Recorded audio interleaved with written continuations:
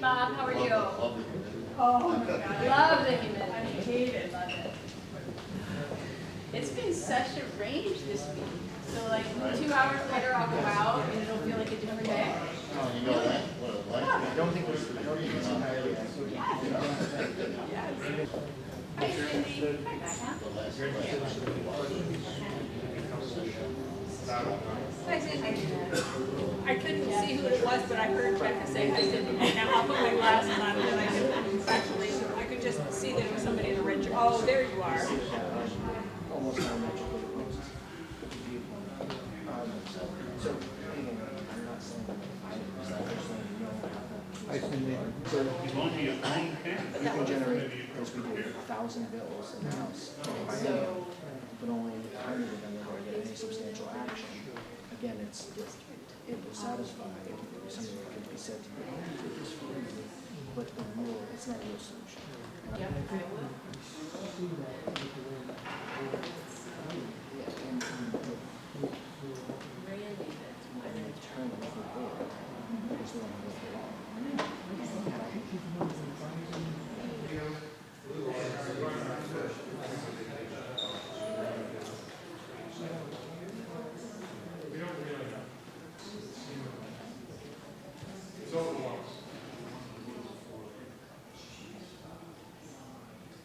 That's so fine.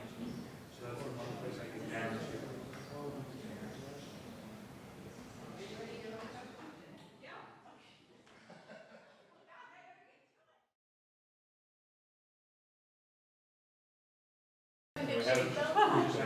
Was the stuff in good shape? Yeah. It was for 6 years, it was in a 5x5.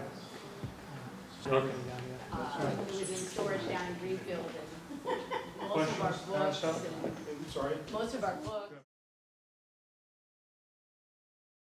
I still had tools in a tool chest. Did everybody get cards that wants cards? Yeah. So we'll try for the community center, but I'm not sure on Saturdays if the piano lesson guy is. If so, Keep those people from dumping away, hey, okay? Mike. Well, yeah, well represented, as you can see. All right, we're going to go in 2 minutes. Is that okay with you?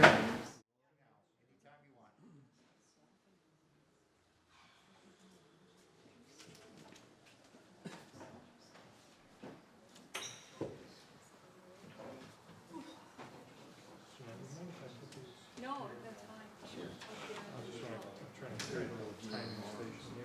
Okay.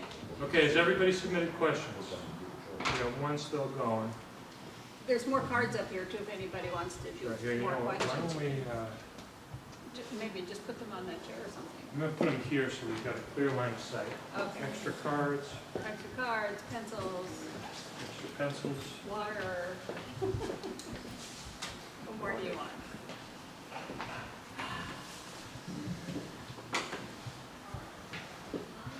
Somebody just, right, something right here. Where in the world did these pre-sharpened pencils come from? I've never seen that before. They're from Staples. It's a good idea. But Oh, Tim, you don't want to sit in the front? If you want to submit a Looking question. around. that's, Ticonderoga are the best pencils. No, I really like the kids ones. Have you ever used the kids ones? Yes, I know. Yeah. But you were integral. You're welcome. Yeah.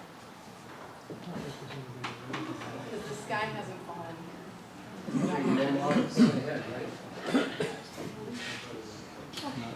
That's right, you can submit more questions. We're going to try to get as much as we can. Oh, look. I'll be the reader. When I have such bad handwriting, believe me, you'll be able to read yours. Okay, we got most of the questions right here. Okay, so can we get started? We're on. Okay, folks, so this is the somewhat hastily assembled Senate forum for Windham County. The format of this debate is a little bit different than some of them that I've seen, but everyone might be familiar with it. I'm going to just explain it to you anyway. The idea is that everyone can ask a question, and that all of the questions will be read. I am going to read all the questions I have here preliminarily, and we're going to make an effort to group them into what I would call loose categories. If you have a question that you wish you'd asked, but you didn't submit it before the debate, there's a stack of index cards here and a box of sharpened pencils. Just try not to stand in between the camera and the people here, because a lot of people are probably watching this at home. Every speaker, I don't know if I said this. I'm James Balint. I'm the moderator. I'm the chair of the Crowd for Democrats. Everyone probably knows me, but so I'm going to begin by reading all the questions. Each person is going to have 3 minutes to address these topics, and I'll be the timekeeper as well as the moderator, bottle washer, person that makes sure people don't disagree with each other too harshly. Let's see. And there's going to be introductions first. Each candidate's going to get 3 minutes to do an opening statement, and we're going to have closing statements at the end, 2 minutes per person. Questions? Anybody? Fairly clear? Okay, so why don't we start with candidate introductions? I'm just gonna say we'll start this way to that way on the openings and go that way to this way on the closings.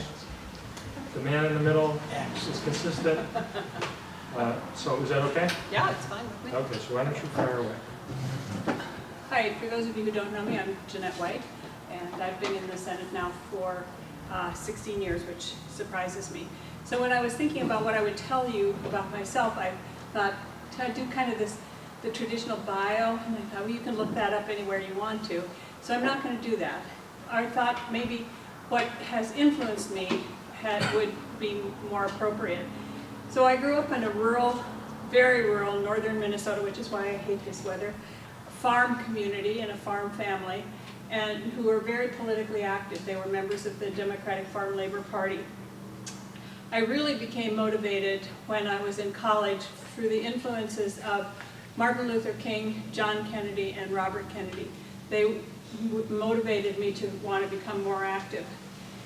A year in impoverished Georgia as a Vista volunteer, and a year in the south end of Boston doing organizing before it became gentrified also had huge influence on me.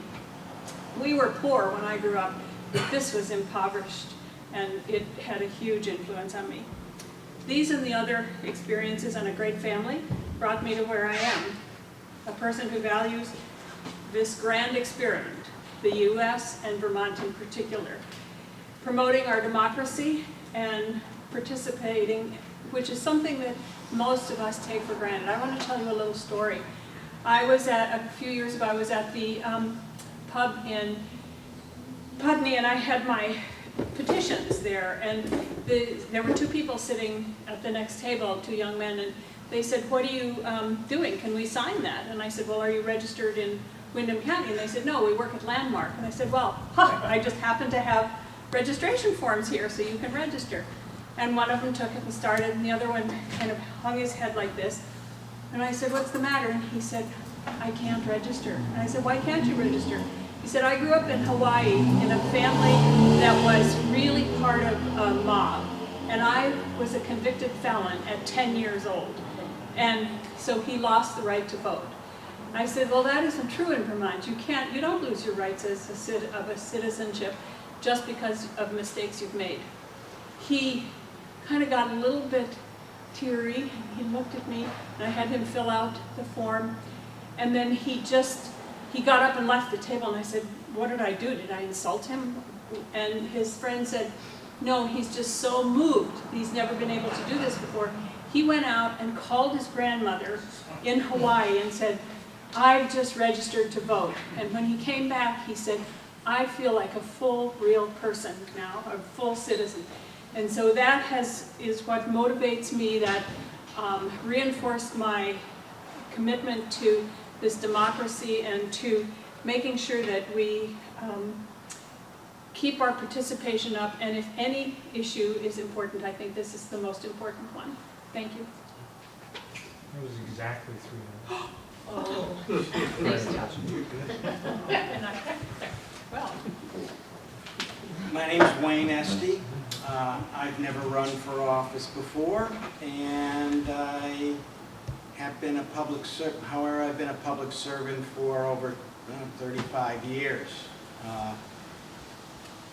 I also grew up poor. We could spar about how poor, but my father was the family's famous Uncle Elmer, because he owned real property, 888 square feet of house, and a 50 by 100 lot in the suburbs.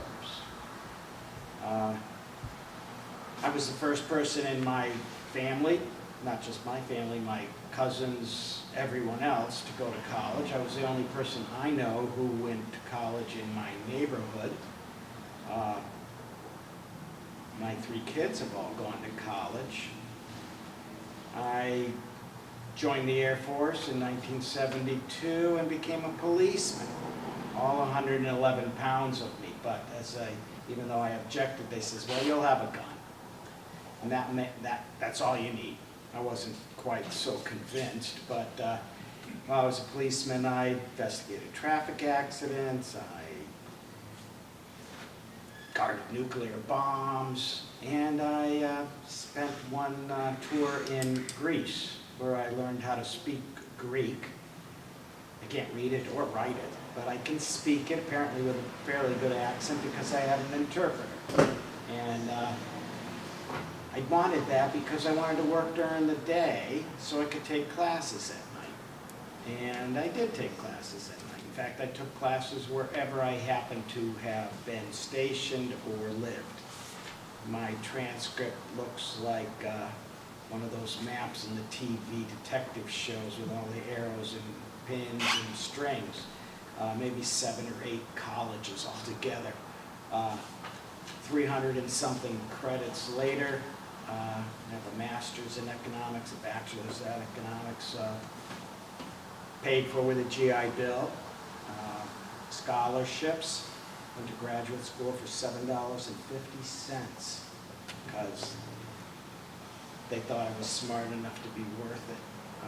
Went to law school when I was 36 because I was an energy conservation zealot, and I was not very successful policy-wise because the lawyers from the utility were kicking my butt. I said, I don't know what they're doing or how they're doing it, but I want to know. And I was fortunate enough to get into law school. And I was told, no, we don't accept old white men into law school. I get in anyway. I worked for the Public Service Commission for the rest of my career. I knocked $1 billion off of utility rates. $1 billion. A decision I wrote was not even appealed because it was well written, I like to think, and legally supportable. And now my time is up. Thanks, Jim, for the episode. Good evening, I'm Becca Balint. I live here in Brattleboro with my spouse and 2 children. I have served 2 terms in the legislature. I am currently serving as a majority leader in the Senate. And I was thinking tonight about how I came to be in Vermont. I've been here just about 25 years. And I moved up initially part-time on a night much like this one, very hot and humid. And I took a job as a rock climbing instructor in central Vermont, in Plymouth, Vermont. And I spent most of the night hiding from the largest June bug I had ever experienced in my entire life. And at first I thought it might be a helicopter landing. I'd never experienced such a thing. And somehow through that experience, I woke up in the morning and I felt like, I feel like I'm home finally, after years and years of trying to figure out where I would feel at home. It was Vermont. I love my job in the legislature. And every day when I walk into that building, I am grateful for the opportunity to serve this county and this town. And one of the most visible parts of being a legislator is passing laws. It's crafting bills to make life better for Vermonters. It's the one we often talk about the most, is what we do in committee and what we do on the floor. But it's actually only one part of the job. Another really important part of the job is giving voice to people in this county who feel like they don't have a voice, and giving them an opportunity to use me as a conduit so they can get their problems solved. In the past few weeks, I've helped a constituent here in Brattleboro get her tax refund because she couldn't get a call back from the tax department. She was caught in an endless loop of messages. I talked to a grandmother who was desperately trying to find where her kids were. They were in DCF custody and she was having a hard time finding information about that. I worked with two folks who just moved back to Windham County. They've been out west for a while and they're moving back here and they're so excited to be here. And on the way, the moving truck was a sham moving company and stole their stuff. So I've been working with them in the AG's office to try to get all of their possessions back. And most tragically, I spent an afternoon in Bellows Falls with a man who lost his daughter to the opioid epidemic. Every time I have these conversations with people, I think, what are we getting right? What are we getting wrong? And what have I missed? How can I do my job better? And that's the frame that I bring to my work in committee and on the floor and when I'm out talking to constituents. The job of being a legislator is both expansive and it's incremental.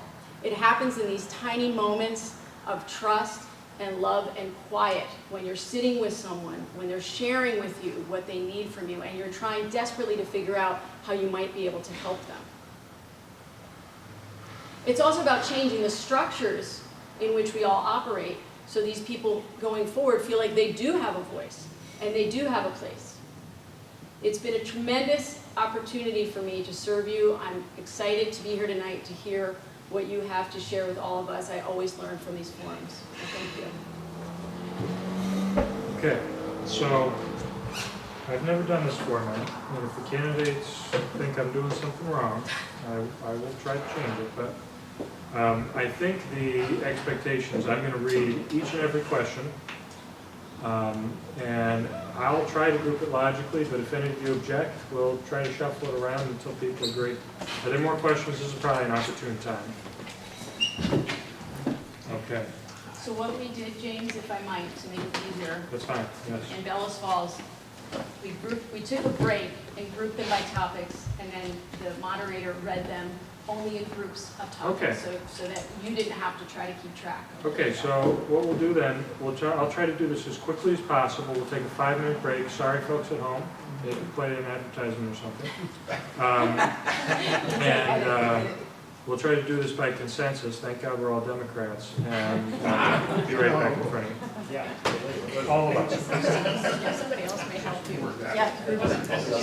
Well, let me do it in front of you if you guys feel like you have to. Well, no, we don't want to see the questions.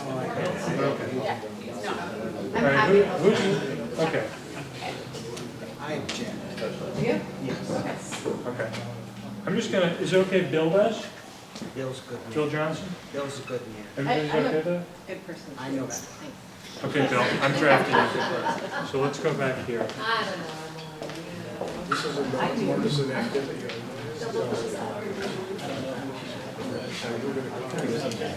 I don't think she ever said that. That's a yes. She never said that. I like talking that way. I'm sure it's big enough. Okay, can we, yeah, let's get back in front of it. Okay, so Bill Johnson and I went through the questions, and if people don't know, Bill Johnson was the chairman of the Windham County Democrats until 2015. I don't remember. We're going to say 2015. And he's been a longtime Democrat, and I served as his vice chair. There was one question directed to an individual candidate that the other candidates could not answer. So I gave it to that candidate, and I think he's going to address it in his closing or somewhat separately, just so that everybody is playing by all the same rules. We didn't really know of a better way to do it, and we didn't want the person that asked that question to feel as though we'd thrown it in the fireplace. But so the educations are broadly categorized as follows. We've got education, We've got the environment. We've got what I'm going to group as human services. It's kind of health, it's kind of addiction. It touches on those types of things. We've got the economy. It's like Jeopardy. And there's a group that I just am going to loosely refer to as philosophical, which asks the candidates more general questions about how they view life or their political goals and does not specifically raise policy issues. Sounds good. So, you know what? Why don't we just do this? I'll start with you, Becca, and then we'll go this way. It's kind of like a snake draft in football. And do you want to pick a category, and then Wayne will pick the next? Oh. You want me to pick the category? Okay, so fine. Enter and sign in. So what I'm going to do is pick the categories. I didn't know I was going to do this, but I just put them in order, and I'm just going to go left to right because that's How we read. the way they are. That's how we read, yes. Okay, so the first group of questions has to do with environmental issues and conservation. Candidates ready? Yeah. Okay, so, and just to remind everybody, we're going to have 3 minutes per candidate, and the jazz hands thing lets you know you're kind of running over. 1, how can we accelerate the rate of conservancy of Vermont's farm and forest resources? 2, what challenges do we face? Am I going too fast? What challenges do we face for greater adoption of renewable energy? How can we get it done? 3, a 350 Vermont town meeting resolution was initiated to promote real action to achieve Vermont emission reduction goals. I am enunciating for an underline under real. What will you do to accelerate reductions? What is holding the legislature back from passing a statewide ban on plastic bags? This has been proposed for over 7 years now. Oops. Okay, there's also, so I just noticed there's one with writing on the back that has to do with the economy. It's directed at 2 senators, but it can be expanded to everyone. It's what I would call an incumbent question, what have you done? And so we're going to expand that to what would you do for Mr. Estey. Okay, so if you guys are ready, I think since we started this way, we'll start with Becca and then continue to go back and forth. Is that all right with you, Wayne? Because you're always in the middle there. I can also just go sequentially. I can start with you and then Becca. And I'm easy, generally. okay. Well, let's do that actually, because everyone should have a chance to have the first word. So I'm just going to organize this, and whenever you're ready, I'll start the 3 minutes. So who's going first, Jane? Wayne is, Okay. and then we're going to do you and start over again. Yep. And go like this, so that everybody gets a chance to go first. So I take this as the environmental category. I have worked 30 years in the Department of Public Utility Control. I was the state's expert on energy conservation. I wrote the first decision for windmills in Connecticut. I wrote the first decision and the standardized contract for cogeneration facilities. I cut my teeth at Northeast Utilities, which is now Eversource, with their first conservation programs ever. While I was there, one program, the Good Sense Attic Insulation Program, was so convoluted and so difficult to get involved in. We had 3 participants out of 1 million customers. The next year we had 9 participants. And I cleverly wrote to the commission that we had a 300% increase in participation, and I got a promotion.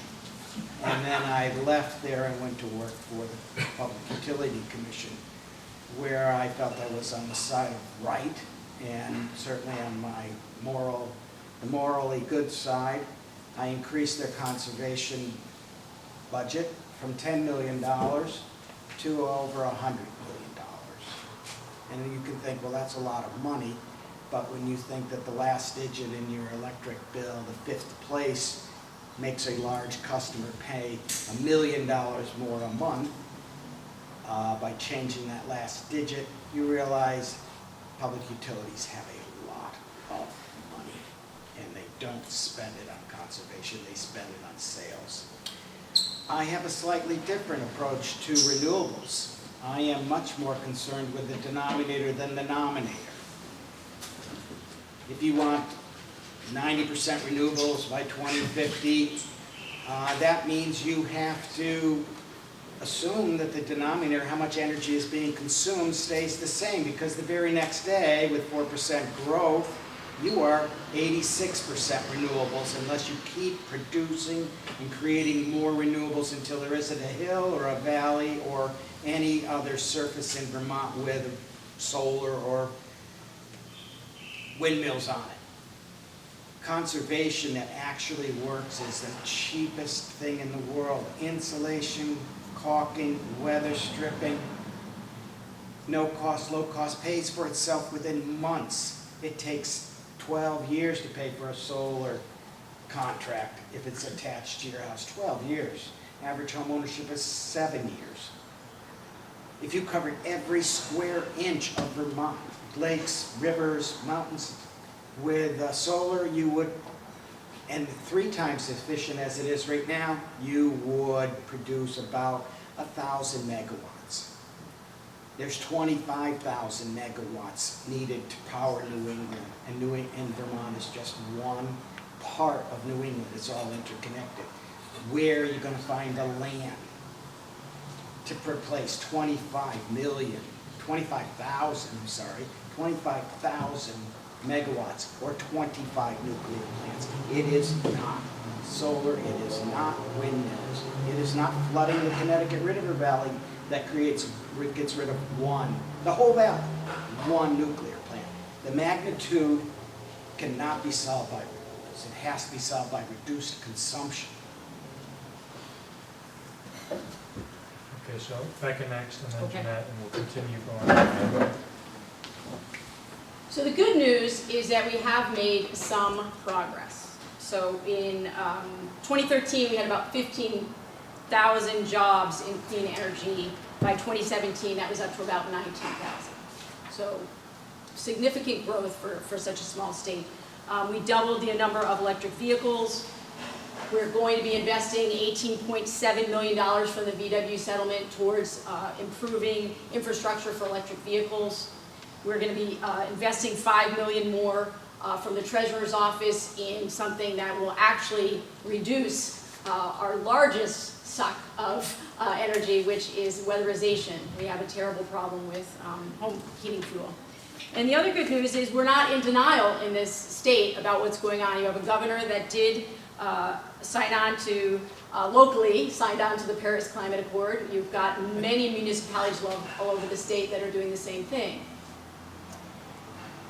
Unfortunately, we live, as we were saying earlier, Tim, we live in a state that is impacted by federal regulation and policy. So I don't know if any of you saw that in the last few months, part of the tariffs that Trump has put on products coming to this country are solar panels. 30% tariff on solar panels. Okay, so although it is a federal issue, it impacts us locally. So there's a significant amount of bad news. Let's face it, we are not on track to meet our renewable goals. We're not. But we have a lot of people in the state that are working hard on making a roadmap for us, tangible goals that we can focus in on to meet our goals.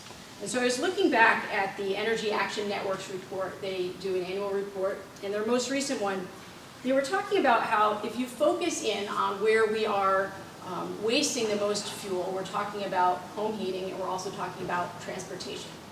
So the electric vehicle goals go to that, but it will take us about 60,000 new electric vehicles in this state to replace aging fossil fuel vehicles. It will take about 25,000 new wood heat systems, 60,000 new cold climate heat pumps.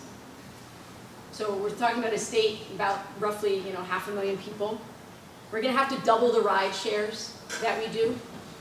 And we're going to have to weatherize 60,000 buildings. These are big numbers to wrap our heads around in such a small state. But this is what it's going to take to meet the renewable goals. So we've got to get serious about the amount of money that we're investing. I was very pleased that the treasurer decided that $5 million geared directly towards weatherizing not just homes and second-family homes, but also businesses as well. That is going to help us get to our goals. To Tim's question earlier, I don't want to lose sight of the fact that we passed an ordinance here on plastic bags. And I was at a number of stores the week that that was changing over. It was pretty seamless from a consumer point of view. I'm sure there was a lot that was going on behind the scenes to get that to happen. From a consumer point of view, it can happen. And so I'm committed to reintroducing that for you, and so many of you who have worked here for that bill. I think that we can use our town as a model for how it can work.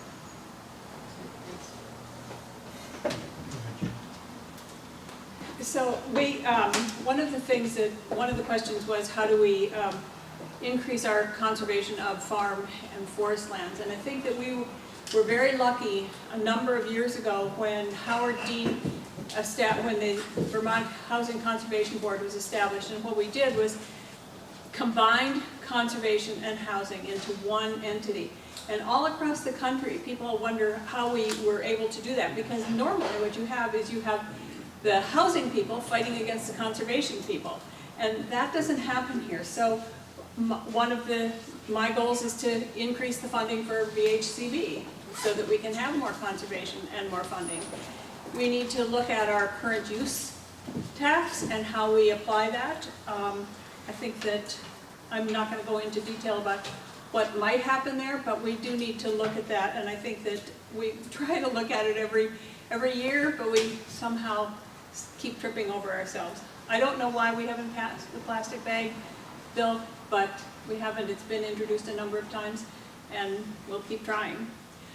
I think that it's been said that our biggest conservation, our biggest impact on climate is, as we know, transportation and housing, or how we heat our homes. So we need to, as Becca said, we need to look at more money in weatherization. And it's easy to get so befuddled and so depressed by the numbers. I'm not going to say any numbers because, first of all, I can't remember them. But when we hear those huge numbers, we say, oh my God, it's just, we can't do that. So why are we even doing anything? But we need to make incremental steps, and we keep doing that. And if we keep doing that and are committed to doing it, a little bit at a time, we can add more. Transportation, we should look at, there was a study that was in the budget that was put in to study something called the Essex Plan. And if you aren't familiar with that, you might go, it's very complicated, but it's a way of reducing carbon emissions and transferring the money into credits so it doesn't have a huge impact on low-income people. I don't know exactly how it works, but I'm learning more about it. But it is something that we need to do, and they're looking at it more seriously this summer. We need to look at new construction when we're thinking about renewables. Because when we're doing new construction, we're putting up box stores with flat roofs, they should be designed so that they can hold solar panels. It's ridiculous. We don't want to lose all of our agricultural land to solar panels, but we need them. So we should be looking at the construction, the new construction. We also should be looking at, I was at the Brattleboro Police Station the other day, and they have this row of cars, and they're thinking about putting a canopy over the cars so that when they need to get out in a hurry in the middle of a snowstorm, they don't have to get out there and shovel first. They should construct that canopy so that they can put solar panels on the top. There's no reason on earth why we can't do that with new construction. Our park and rides, we could do that. So in fact, when we did the park and ride in Putney, Alex Wilson had a great idea and thought that we should be putting canopies over it and putting panels on it. It wasn't in the budget at the time, but we were told by the engineers that the design of it would allow that in the future. So there are many, many things we can do. We aren't on track to meet our goal, but we have to keep plugging away at it, because if we just give up, we're not going to get anywhere. Thanks. Okay. The next subject we're going to address is economics. Simple matter, right?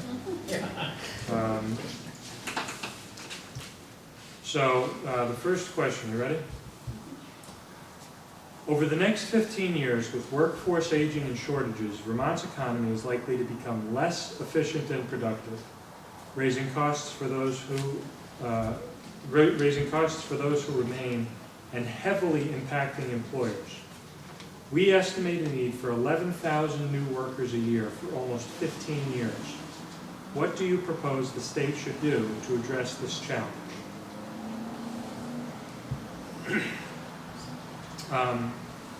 I'm going to save that one for last because it's a little complicated. Agriculture is 30% of Vermont's economy. What's your vision and plans to help Vermont farmers?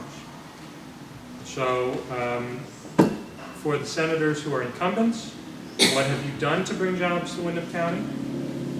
For Mr. Estey, what are you going to do to bring jobs to Windham County? And there is a general note here thanking you for what you do for the state and for this county.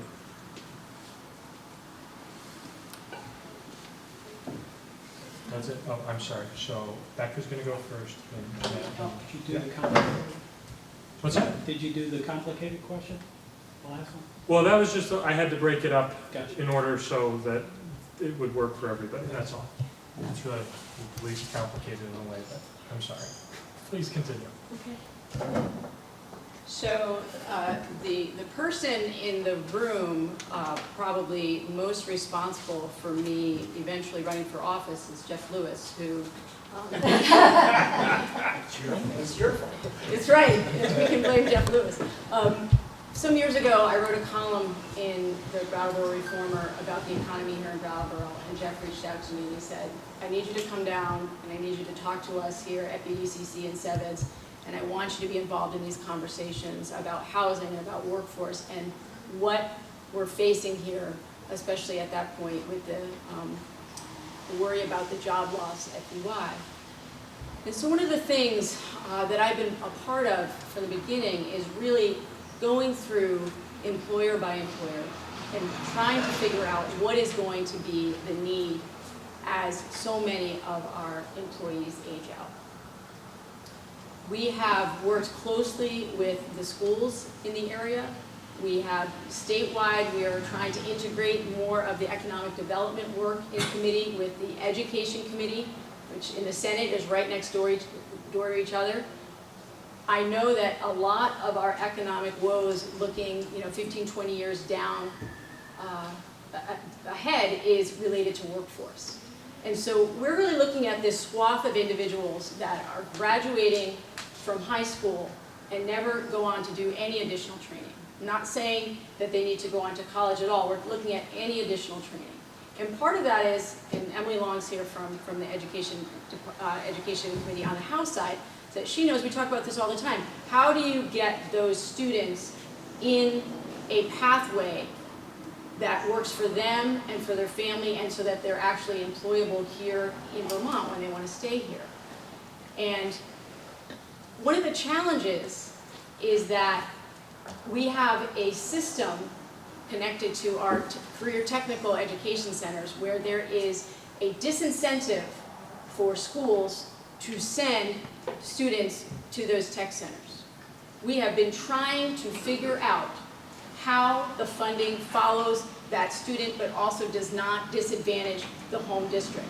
So we have instances here in Windham County and across the state where you have families and students who want to take advantage of a career technical education. They want to be prepared to go whether onto a program at CCV or VTech, and they literally cannot get the spot in the technical career center because the home school will lose that funding.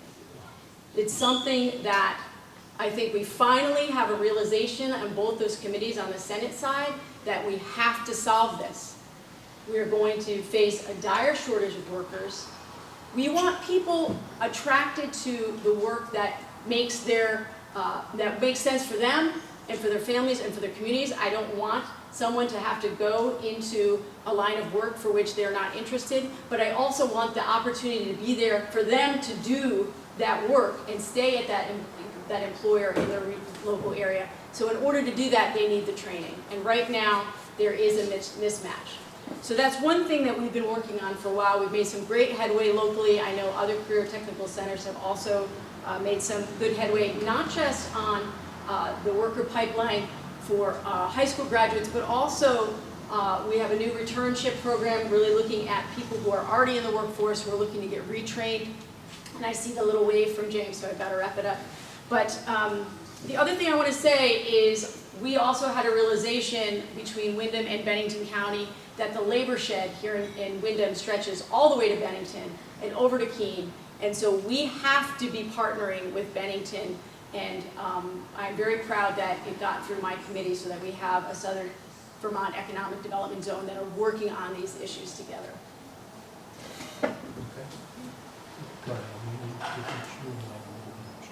Okay. So I do not serve on the Economic Development Committee, and I never have. But I did serve for 13 years as the chair of the state Community Development Board, and that takes HUD money and does three things with it. It can provide housing, it can do economic development, and it can do municipal infrastructure.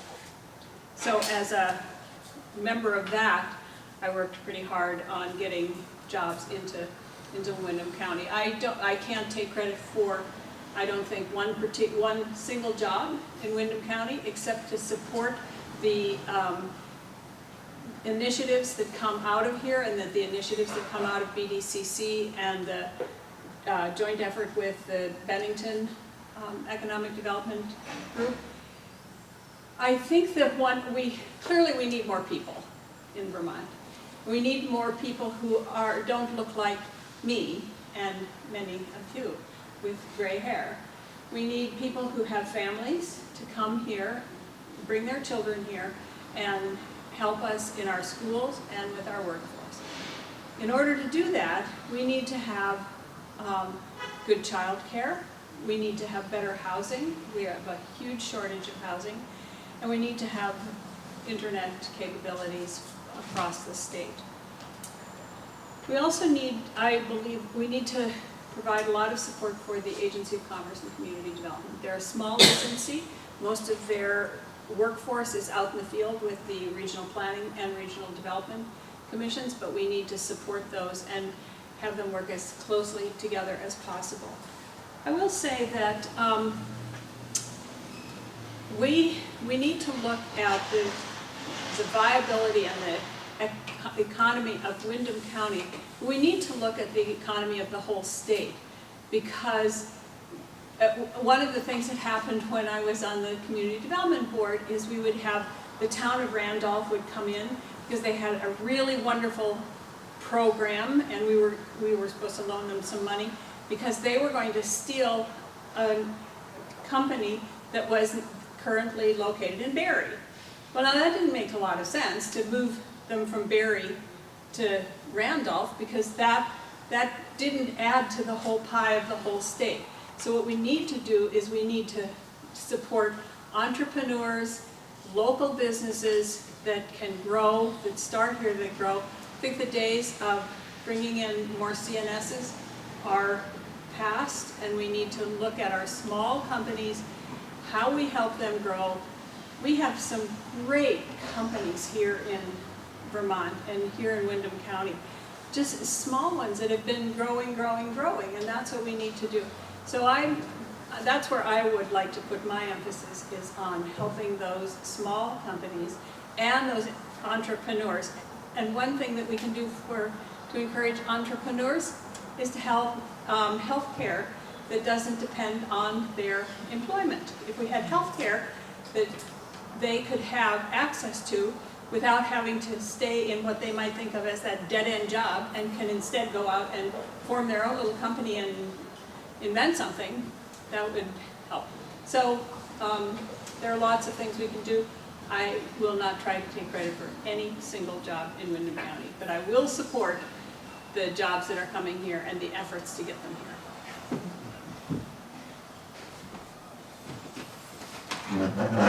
One of my specialties in grad school was economic development.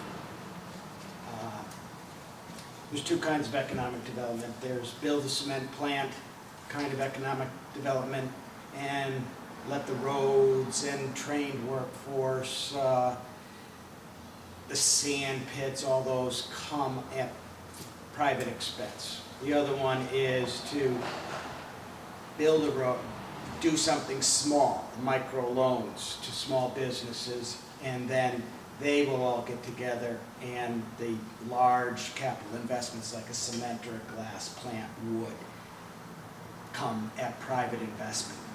I prefer the small approach because I think that works better in a developed economy than in a third world economy. In that end, the weatherization program, paid for by utility funds but not managed by utility funds, created the entire, what is currently almost the entire attic insulation industry in Connecticut. Thousands of people. How do you get that happening? Not with $5 million, you need $500 million. You can't do it incrementally because there's an economy of scale there. Once you buy a truck that blows in insulation or whatever, well, you also have to have someone who can fix the venting and change the sills out of the window. And it's not a small thing. It's not a small thing to do. It takes a lot of capital investment. One of the things I could use is a pair of glasses.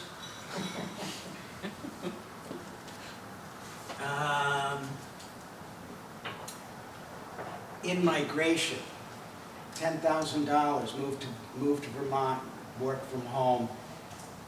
That works in Burlington, that works in Montpelier. It does not work in any other part of rural Vermont because we do not have the high-speed broadband service necessary. In Connecticut, I'm not doing harp on Connecticut, but I'm glad to have escaped there to come here. $54.8 million to lure companies to Connecticut with the promise of jobs. It makes Vermont's $125,000, I think it is, dollars to lure individuals here laughable. And it got a lot of pushback, at least in the press, that why are we paying people to move here? I've already lived here, why don't you give me that money? The other thing is cell phones. My oldest daughter's 35. She goes nowhere without her cell phone. In fact, I learned recently that my 9-year-old grandson no longer goes anywhere without his cell phone. Not that I've learned to not butt into my daughter's life anymore, as much as I can. They are not going to anywhere without clean water, clean air, and cell coverage. In Dover, 10 megs. For most, if you're on one of the, lucky enough to be on one of the lines, if you and a neighbor are watching Netflix, neither one of you are watching Netflix. You can't. That is an impossible situation for any young people. They are just not going to move here. The other reason they're not going to move here is, as Jeanette said, child care.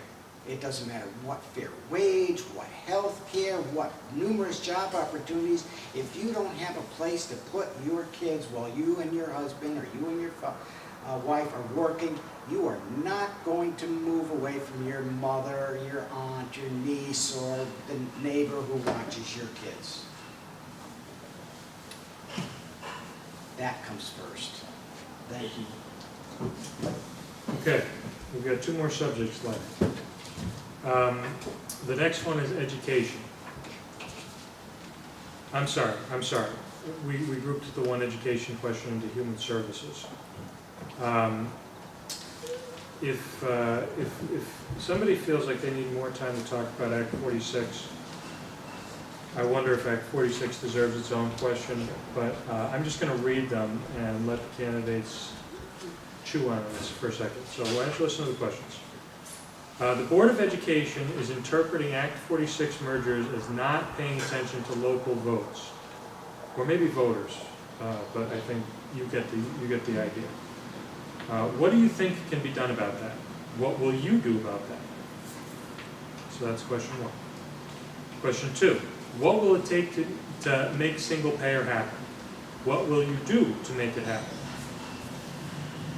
Question three, by the way, Single payer, that's. Healthcare. single payer healthcare. As I said, these don't quite fit neatly into a category. Sorry. Can everybody hear me, by the way? Yeah. Question three, are we spending money effectively to address homelessness, food insecurity, mental illness, and addictions? How can we improve? So as you can see, those three do not fit perfectly neatly, but if we make them each their own categories, we're going to be here until 9. James, could you read that last question? Yeah. Are we spending money effectively to address homelessness, food insecurity, mental illness, or addictions, or maybe addictions? How can we improve? And because we're so diverse here in the questions, if people want either one read back, I'm happy to do it so you can give kind of a segmented answer. Or are you guys ready to go? Okay. You just went first last time, right, Becca? Yes, I did. Okay, so you're up first, Jeanette. So I'm going to take a stab at all of these. The Act 46, there was a vote here, whether or not you agreed with the merger proposal that was put forth, in my opinion, is a little irrelevant right now. The vote was taken, and I don't believe that the legislature ever meant the vote to be by the population, to be just a, it was meant to be serious. So whether or not you supported the merger or didn't support the merger or support the alternative governance structure, the vote was taken, and I think that the vote should be upheld. That's the way I feel. It was a vote, and there are times when we vote in the Senate all the time, and we don't say, oh, wait a minute, that vote didn't turn out the way I wanted it to, so I'm not going to count that vote. No, we count all the votes, and it is what we do.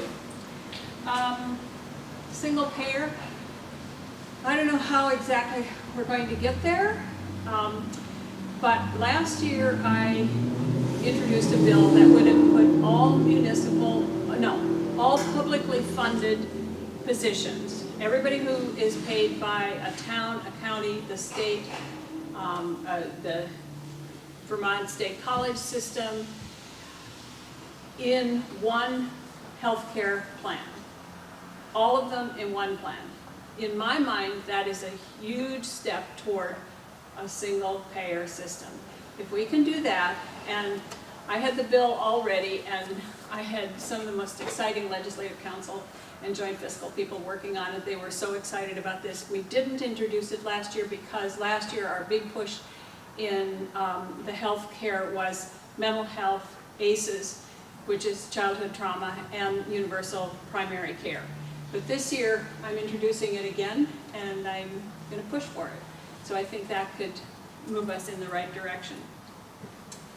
Are we spending money effectively and efficiently on all of those issues? There were a lot of issues there. I'm not sure that we are spending it as effectively and as efficiently as we could. We had, for example, a person come up and testify to us who has a son who has some very serious developmental disabilities, and he has 12 caseworkers, 12 case managers. That is just ludicrous. We need to, I don't know if you know the SASH system, it's support and services at home, and what it does is it has a team of people that work with, in this case it's elderly, But there's one person that is the case manager. And so everything gets funneled through there. You don't have to go to 12 different case managers. So no, I don't think we're spending it as efficiently and as effectively as we could. We spend, I don't know how much money it is to put people up in motels when it gets cold, or when, in the winter when they don't have any place else to be. And all that money could go to providing a home, an apartment, instead of putting people up in motels. And the motels aren't the best place to put people. They have no place for kids to play. They're not necessarily the nicest atmospheres. So I don't think that we're doing the best that we could. We need to continually work on it. And it is hard because it is so huge. It is Agency of Human Services, which encompasses human services and health, is more than half the budget. I don't know what percentage it is actually. It's way more than half. It's the biggest other than education in our, and then probably next is corrections, which, as Marianne Edelman said, Don't leave us hanging, Jeanette. well, she said, we won't guarantee our child a home, a good education, or health care. The only thing in this country will guarantee a child is a prison cell, which is a little depressing. But anyway, so I don't think we're being as efficient as we could, and we need to work on that. And it is a huge, huge problem. And when you're talking about homelessness, mental health issues, opioid addictions, alcoholism, we kind of forget about that because we're so concerned about the opioid, but alcohol is still a huge issue in this state. And food insecurity. So we need to look at the systems. And one of my goals is, and as Becca pointed out, she loves helping people, helping individuals with their issues and their problems and helping them walk through the system. But my real goal is that we should create a system. We should create the systems that people don't need us to help them walk them through. The system should, I just filled out an application for housing for a young woman today. It was the most insane application. I don't consider myself really stupid, but I had a question every other page. So we're working on changing some of those things, but it is a hard road, and we will continue doing it. Thank you. Just real quick, I think this 3 minutes is not enough for this. Jeanette had about 5. I'm going to give each of you 5 too, just so you can address each of the different categories. Did you wave at me? Yes, but that's okay. No, but if we had started with 3 minutes, we wouldn't have answered each part of the question. So. I've broken this question down into 3 pieces regarding the single-payer health care area. This is my time to pitch a democratically controlled House and Senate and a Democratic governor, by whatever means. Without that, we're going to continue to have a Governor Scott and a veto-proof, or not have a veto override ability in the legislature, and therefore there will be no money for health care, there will be no money for anything because of the Republican pledge of no new taxes. So you can forget about all the I woulda, coulda, shoulda if you don't have money to pay for it. Where do you get this money if you don't raise taxes? Well, one of the ways is to reduce housing costs. How do you reduce housing costs? How do you make it more profitable? As an aside, I am not collecting any money or campaign contributions, not from any trade organizations, certainly not from the Vermont Real Estate Association or outside state funds, people donating from outside the state. And I would tell you that this is the only state I've ever heard where where they do not negotiate your commission, 6%. Take another 5%, 4.5%, which is common in other states, you've already reduced the price of a $100,000 home by, what is that, whatever my math is, a lot of money. You get people to move out of apartments. And apartments, the holy grail, I am out on Main Street almost every day. The holy grail for all of these homeless people is 3 months. First, last, and security. This is the only place I've ever seen where you have a first, last, and security threshold to get into an apartment. For an $800 a month apartment, that's $2,400 bucks. That's a lot of panhandling. That's a lot of saving when you're only making $800 from a veteran's disability check or something. It's an impossibility. How do you get people out of their houses? How do you, from out of apartments into houses? Change those rules. Allow negotiated.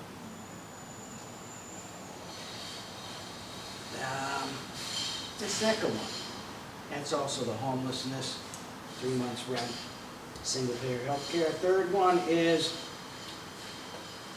I think the question, and I could be wrong, is the legislature following the voters, not following the other legislators.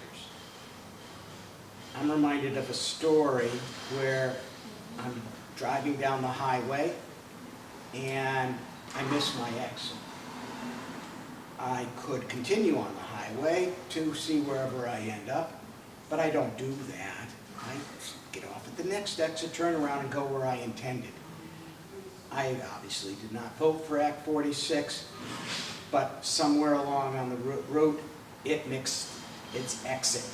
And what I am hearing is, well, that's too bad. We're just going to continue down the highway and see where we end up. I couldn't disagree more. I would abolish the agency of education. I would fail to vote for any appointment that continued on the path they were on. I would recommend a budget cut so that they could no longer effectively do what they are doing. That is against the voters' will. The reason I am so vehemently against Act 46 is not only I've said it before, 19th century solution to a 21st century problem, where it was necessary in the beginning of the industrial age to agglomerate all your resources in one place so you could train them, have workers in a factory. That is no longer necessary. $10,000 for a work from home, but we want to congregate the children. No, you need to bring the education to the children. If you congregate the children, you will eventually congregate the teachers, the staff, the coaches, and who is going to be left in the town to do select board, planning commission, volunteer fire department.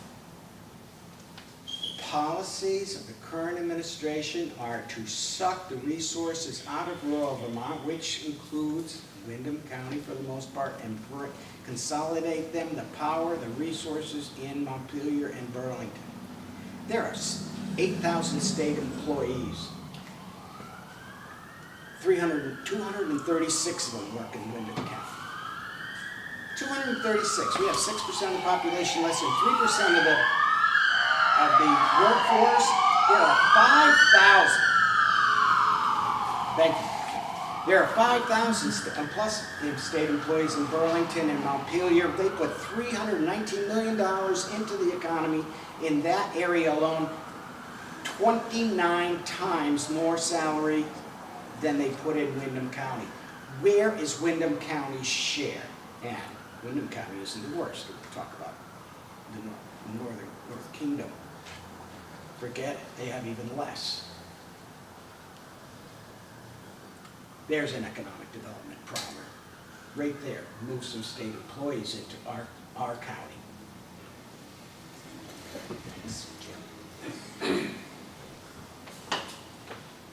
So I should have said at the beginning that I taught for years in the public schools here in Windham County, 3 different schools. I taught in Guilford and in Marlborough and up in Londonderry, which is no longer in our district, but is still technically in Windham County. And it was interesting for me, as someone who has worked in the schools and whose kids attend school here in Brattleboro, to drive around during the very heated conversation about Act 46 and see these signs around town that sprung out saying, "Save our schools." And it is an interesting phenomenon when you take a very large issue and you try to distill it down to a signboard. And so what was interesting for me, having worked in those schools and having watched, if we take Guilford as an example, the population within that school shrink over the last 15 years and see the programs gutted from that school and see them decide to send grades to the middle school so the kids would have more opportunities. It was an interesting thing to see this juxtaposition that one thing, whether it was being for Act 46 or being against Act 46, was somehow going to save our schools. And so when we crafted Act 46 in the legislature, we were very clear that we wanted to have off-ramps for districts in the situation that we find ourselves in right now, when we have several boards who voted in support of a structural merger. At this point, it's really not about moving kids. It's a structural merger of governance. You've got some boards who voted against it. These are people who serve on those boards and they look at the bottom line of their schools and they say, I don't see how we will keep our school open if we don't merge structurally. And you've got other boards who are coming to the exact opposite conclusion. That is the reality that we're in. I mention it because it has been implied in some circles that somehow this bill was about saving money. It was never about saving money for me. My kids attend school. I taught in these schools. I am a strong proponent of public education. And I worry that if we don't do something differently in the way that we structure our public schools, that they will continue to be gutted like they are right now. There is a full frontal assault on public education, whether it is about imposing ratios in the classroom, it's about clawing back money from school boards. This is the context that we're in, not just in Vermont, but in the nation. And I understand that there are very strong emotions about Act 46, and people feel like it is a threat to their town and their democracy. And I don't take that lightly. But whatever happens, we have got to figure out, as a county, how do we look after all of our children? How do we see education more broadly? That the kids in Brattleboro and the kids in Bellows Falls and the kids over in Halifax are all being educated on the same funding system. The Supreme Court years ago said we all are paying for all the kids, and we haven't changed our thinking about our schools. Now, part of the question was, what will I do going forward? So I have met with numerous people from the Dummerston School Board. I will continue to do that. I have a meeting that is scheduled for a group in Guilford. It's a town very much divided over how they're going to save their school. Now, it could be that we don't merge and the school in Guilford will close at some point if they don't get more students. It could be that they merge and that school will close. We don't know. None of us know what is going to happen. What we do know is that we have to change our frame for how we are educating our children. So I am honoring the votes that were taken. I have already met twice with the State Board of Education chair. We've had numerous conversations about how the public forums will go. I encourage all of us to continue to be engaged and come forward with the best plans for the kids in this whole supervisory union, because that's what we're talking about here. We had a question about single payer. Both Jeanette and I were co-sponsors of the Universal Primary Care Bill. It did not make it through to the end line, but we will continue to figure out how to revive this wonderful idea that we all had in Vermont. And as Jeanette talked to, it does go to economic development. It does go to attracting people here. That we are spending an incredible amount of money in families on health care. One of the things that I've been thinking about is that we have an upside down pool here in Vermont.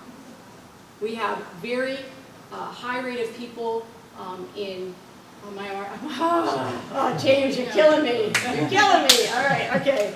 what I want to say is I think we should look at a regional compact around single payer. I don't think we can do it on our own, but I think we might be able to partner with other New England states.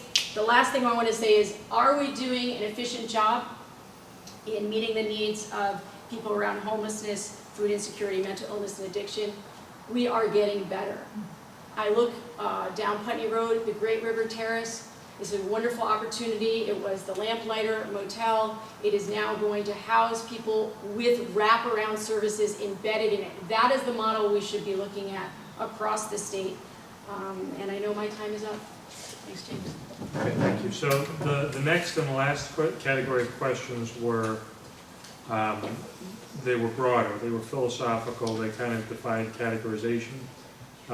Because it is now 8:15 and we still need to do closing, I'm going to restrict you back to 3 minutes.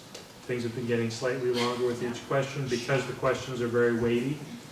But I'm going to ask that we try to use a little bit of economy because frankly, each of you could probably talk about these for a while. For instance, what is your life philosophy? Question 1.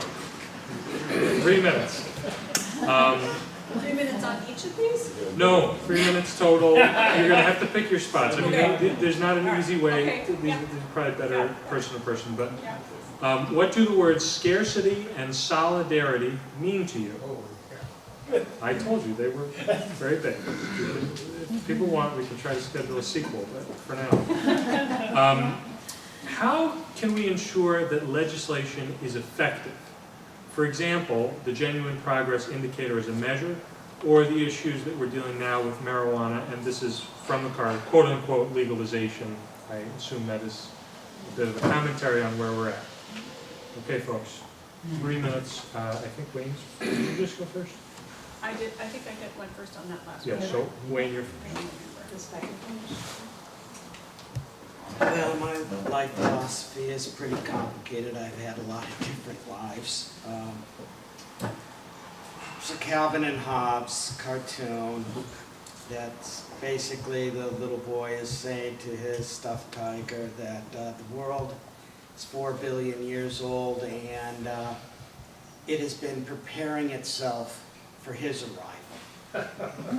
And so the tiger, of course, asks, why are you, well, now that you're here, what are you going to do? And he thinks about it a minute, and the last panel is there sitting in an overstuffed chair with their feet not touching the ground, watching a TV that is screaming, oh, you wascally wabbit. Well, I'm in that next to last panel saying, well, now that I'm here, what am I going to do? This is it. I retired 4 years ago, picked Vermont to live in. I thought about Puerto Rico, I thought about Barcelona, I thought about Pittsburgh. I did not pick the lowest tax state. I picked the state that is beautiful. It's hard to articulate why until you've gone, unless you can articulate what happens at a select board meeting, why this is a great place to live. You all know, I know.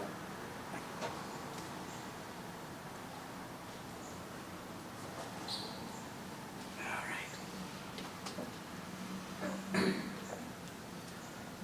The Commission on Economic Development.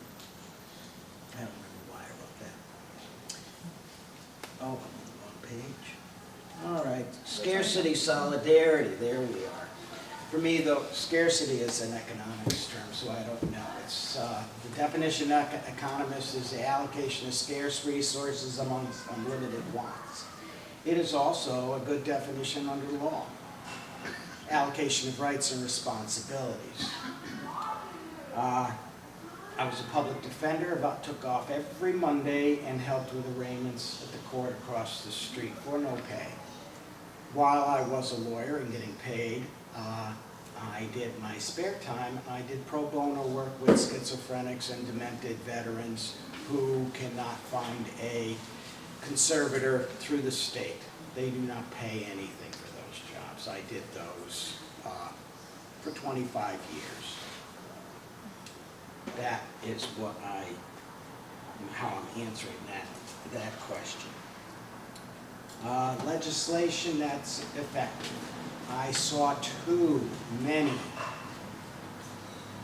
times where scarce resources were used to make, a lot of money was spent to make sure that 1 cent wasn't being stolen or misappropriated, to the point where you spent all the budget making sure that none of the budget was available to be misappropriated. That's foolish. There is going to be waste all the time. No one wants to hear that, but it happens in private businesses, it happens in government. The thing is to keep that fear of voter fraud from actually costing a whole lot of money, so to speak.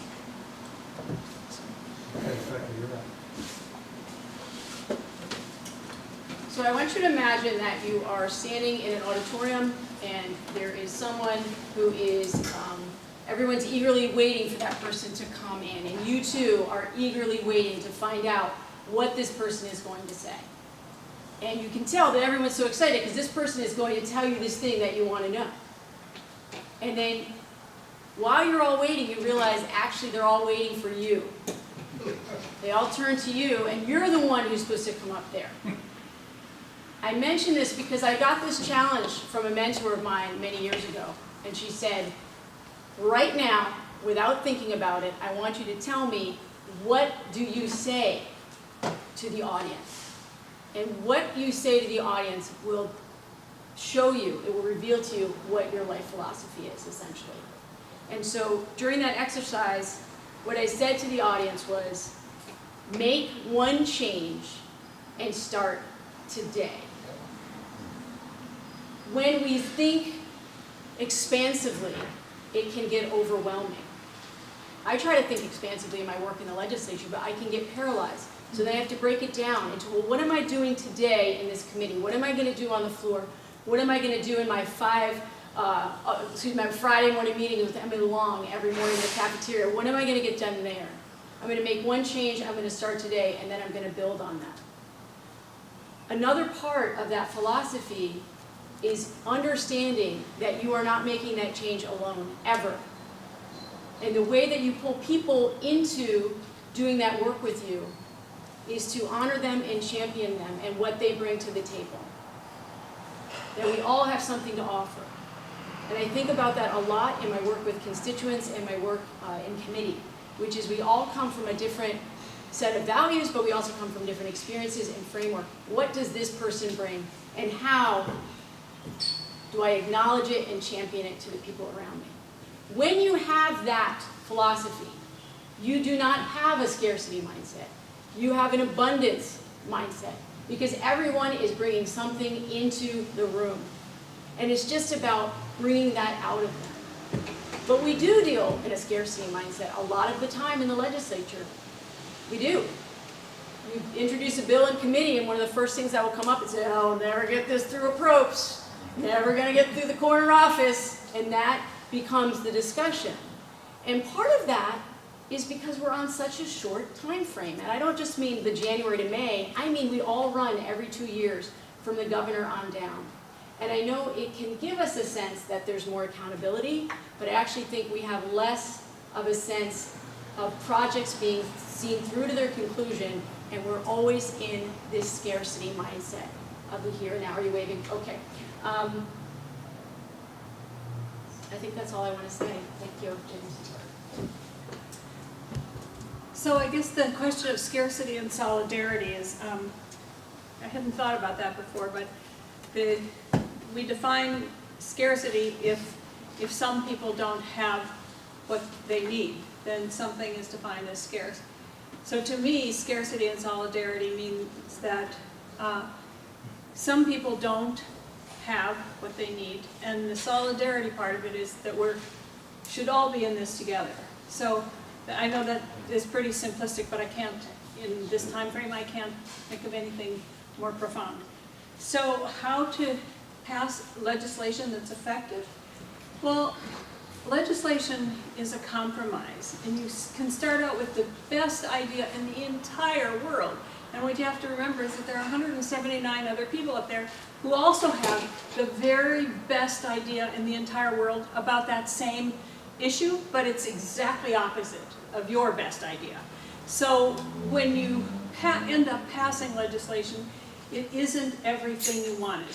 The marijuana question was on there. We did what we could get. The Senate passed regulation and taxation 3 times. This is what we could pass and get signed.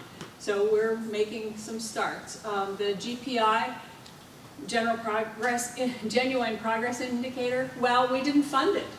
So of course we weren't going to have it be very effective because we didn't fund it. And we relied on the Gund Institute at UVM to do the work for us. Doesn't work that way. I'm going to, I don't know what my philosophy of life is, and it's really hard to define it. Hopefully it's being respectful and listening. But I have 2 quotes here, and I'm just going to say those, and I hope you don't think that I'm being flip, because these 2 things really do say a lot to me. One is by James Thurber. It is better to ask some of the questions than to know all the answers. And the other one is by Eeyore, from Winnie the Pooh. We can't all, and most of us don't. That's all there is to it. Thank you. Okay, so we're going to move to closing statements. 2 minutes per candidate. Even though we've been going like this, at the beginning of this, I said that I would start with Becca and then go to Wayne and Jeanette, and so we don't change what I said before. We're going to do that. I'm sorry to be confusing. Becca, 2 minutes, closing statement. When I first moved to the house that we bought on South Main Street, a couple days into living there, my parents were over and they were helping us get some of the wallpaper off the walls, and the post deliverer stopped by and said, "Oh, Becca, you used to live over on Green Street, 53 Green Street, and now you're here at 271 South Main." And I thought it was charming, and my dad found it terrifying. He said, I don't know how you can live in a place like this. And he's a New Yorker, but what was underneath it was he is also someone who's still very much wrestling with his family's Holocaust past.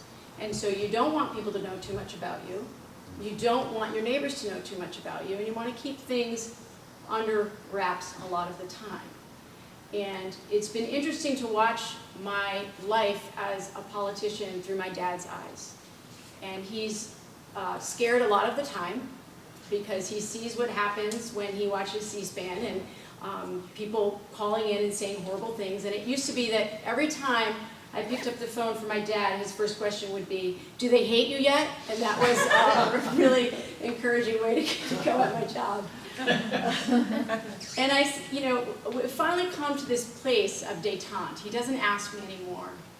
And he knows that that's just part of the deal. That there are going to be people who are frustrated with me. There are going to be horrible emails that I get or messages on my machine that are uncomfortable. But I can't let it stop me from doing this work that I am called to do. I believe absolutely that I'm called to do, from the Make One Change Start Today to the other piece that has guided me through high school, which is whatever I do in my life, I'm going to try to improve life for other people.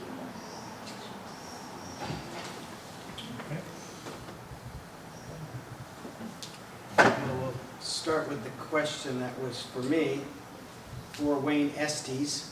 Why are you running against 2 wonderful incumbents? My name is Estey, E-S-T-E-Y, and my lawyer would object because that's a leading question. Nevertheless, I will answer because it was not an easy decision. I looked at the voting records and I realized that I am going to be living in Windham County for the rest of my days, and I believe I can do better. I have been advised not to speak ill of these two wonderful incumbents, and they are wonderful incumbents. I have a different approach.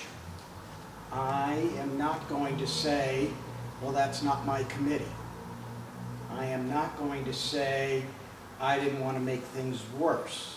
I am not going to run for governor or state senator or representative because I've had my career already. I am here in Windham County. That's it. I picked this place of all the places I could have retired to. I have, that's enough of that question. My closing, I have taught college, I have taught high school, I have taught middle school, I've been on the board of education of a private school. I need my glasses again, for better penmanship. I want to reiterate that you cannot cover Vermont every square foot with solar panels and windmills and get rid of 25 nuclear, 1,000 megawatt nuclear plants. Physically impossible. I also applaud Jeanette for getting new voters. I got over 20 new voters. One was a 72-year-old Vietnam era veteran who had never voted in his entire life. And even though I spoke with him today, and I see him almost every day, he is not going in to vote this time either. But he is registered. The only time he has been in a government building is in handcuffs. And so he's not going to go this time either, even if he is not in handcuffs. What can you do? Maybe next time after he thinks about it a little longer.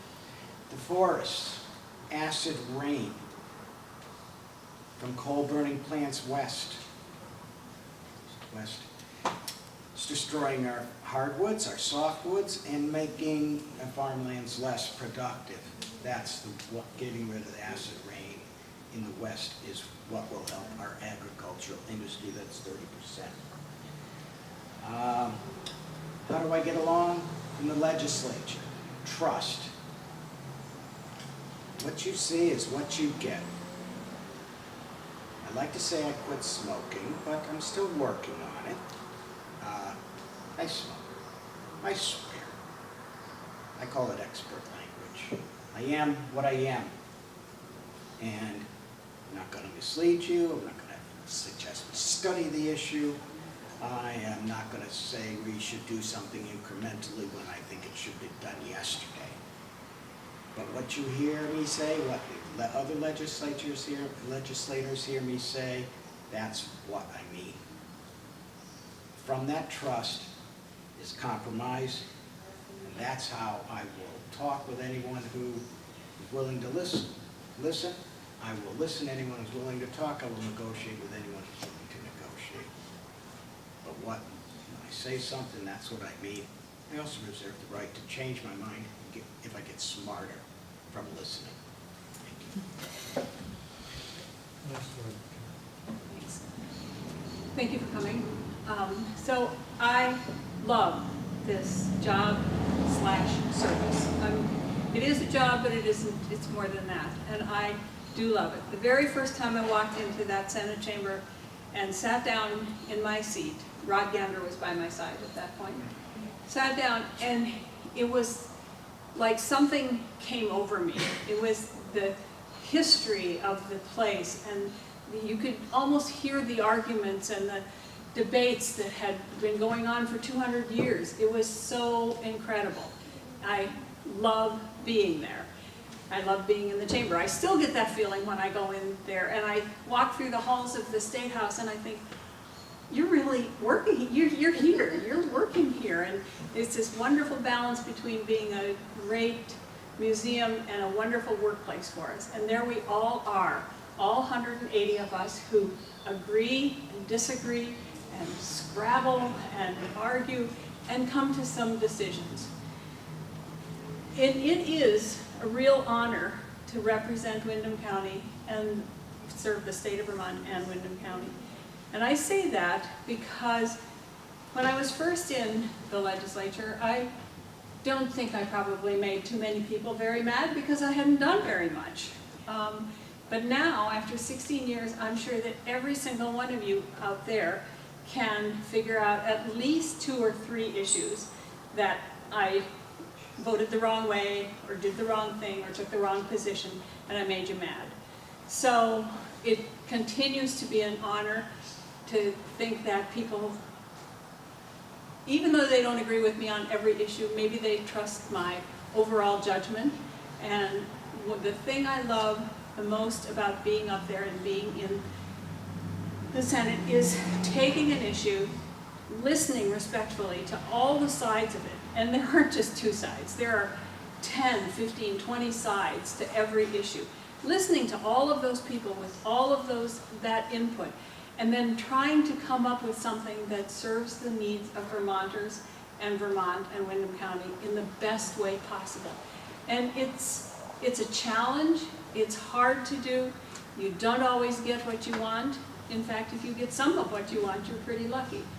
So with that, I would say I love this job and I hope to continue. Thank you. Okay, thanks everybody for coming. Thanks, James.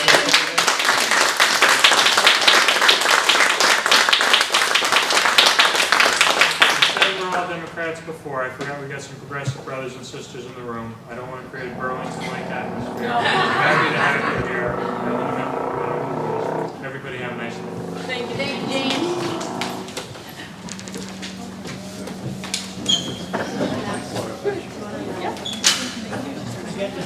Oh, folks, there's going to be another forum in the Hooker Dunham lobby, not this coming Friday, the week after this Friday, August 3rd, 4:30, relating to Windham 2-1, that's the West Brattleboro Legislative District. But there's also one tomorrow night at the library, which is where the Senate candidates and the Brattleboro candidates get to talk about our favorite books. No issues, just books.